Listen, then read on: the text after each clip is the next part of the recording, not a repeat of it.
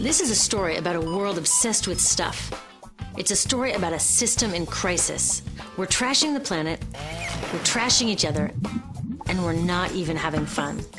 The good thing is that when we start to understand the system, we start to see lots of places to step in and turn these problems into solutions.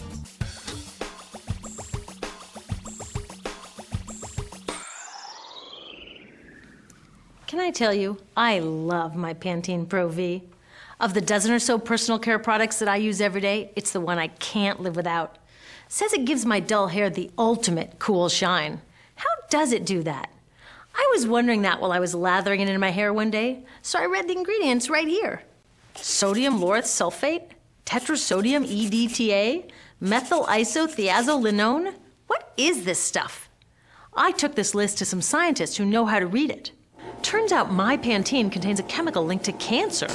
And lots of other products in my bathroom, from sunscreen to lipstick and even baby shampoo, also contain chemicals linked to cancer or other problems like learning disabilities, asthma, and even damaged sperm. Like most parents, I try to keep my family safe. But now I find out my bathroom is a minefield of toxins? What are we supposed to do? To find out the answers, we have to go back to one of the key features of our materials economy: toxics in, toxics out. If, at the factory, you pour toxic chemicals into a product, like baby shampoo, you're going to wind up with toxic baby shampoo, and toxics in workers, communities, and, babies. So let's take a closer look at this toxic outrage where it seeps into our lives every day, in the bathroom. The average woman in the U.S. uses about 12 personal care products daily. The average man about 6. Each product containing a dozen or more chemicals. Less than 20% of chemicals in cosmetics have been assessed for safety by the industry's safety panel, so we just don't know what they do to us when we use them. Would you fly on an airline that only inspects 20% of its planes? Of course, not all of these chemicals are dangerous, but we know that many are. Some are carcinogens. That means that they can cause cancer. Others are neurotoxins and reproductive toxins, proven to mess up brain development and reproduction in animals. Wait a minute, we're animals too. It's like a giant experiment.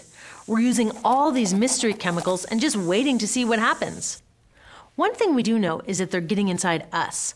I had my body's toxicity levels tested, and I'm loaded with things like mercury, flame retardants, triclosan, and lead. We all are. Even babies are being born pre-polluted. Now, I know we can't live in a lead-free world, but do we have to put lead in our lipstick? I don't know. Maybe it's my fault. Maybe I just bought the wrong thing. At the store, the choices seem endless. I can get lipstick in 49 shades, or shampoo for hair that's too dry, oily, fine, limp, or frizzy. But what about the choices that really matter? Like the choice to buy products that are safe? It turns out the important decisions don't happen when I choose to take a product off the shelf. They happen when companies and governments decide what products should go on the shelves. So who are these companies? This is Procter & Gamble. They're the ones offering me Herbal Essences, the #2 shampoo in the country. It contains toxic petrochemicals made from oil. Since when is oil an herb? On cosmetics labels, words like herbal, natural, even organic have no legal definition. That means that anybody can put anything in a bottle and call it natural, and they do. I mean, can you imagine a top seller called Petro Essences? Gross. What's even nastier are hair relaxers marketed to 5-year-olds and skin whitening creams. These are super toxic, both in their ingredients and in the message they send about what beauty is. Ooh, here's Estee Lauder offering me a chance to help find a cure for breast cancer. That's nice. But wait, they're also using chemicals linked to cancer. Don't you think the best way for Estee Lauder to fight cancer is to stop using those chemicals in the first place? So really, I get to choose between meaningless claims on a bottle. But these guys get the real choice about what goes into those bottles. And that happens back here, at the factories where they're formulated. Why do the makers of these products use all these toxics? Are they trying to poison us?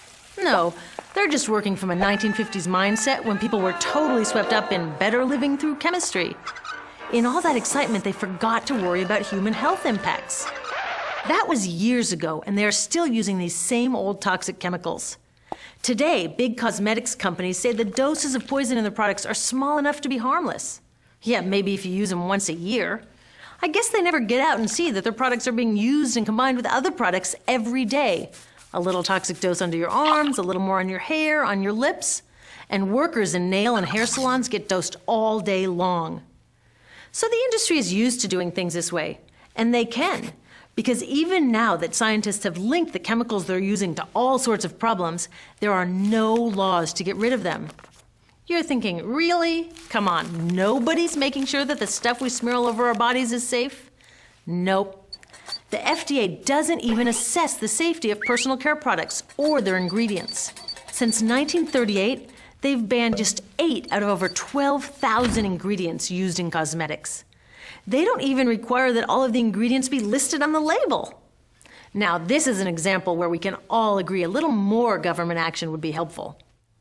This lack of regulation leaves a huge hole that the cosmetics industry is all too happy to fill.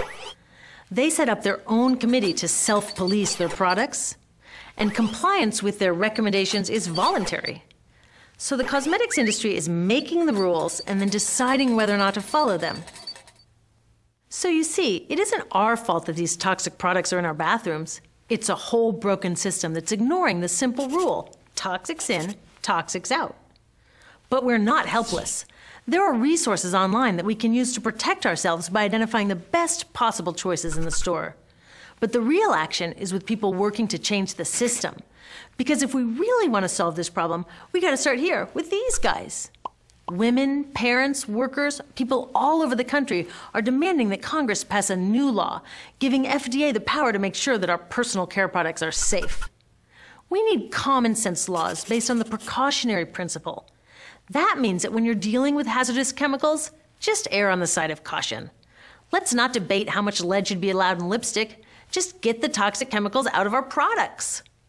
Smarter laws would force companies to get past that old 50s mindset and figure out how to get us all clean and shiny without toxic chemicals. Can they? Totally. Many responsible cosmetics companies are already putting safer products on the market. Green chemists are developing substances that are designed to be safe and non-toxic in the first place. European governments have required the removal of many toxic chemicals, and companies have figured out how to comply. When cosmetics are reformulated to be safe and labeled honestly, then we can feel comfortable with the choices available at the store. We can choose bouncy hair or full hair, shiny lipstick or matte. We can even choose to feel beautiful without using 20 products. But we'll know that whatever we choose, the most important choice, the choice to be safe and healthy, has already been made.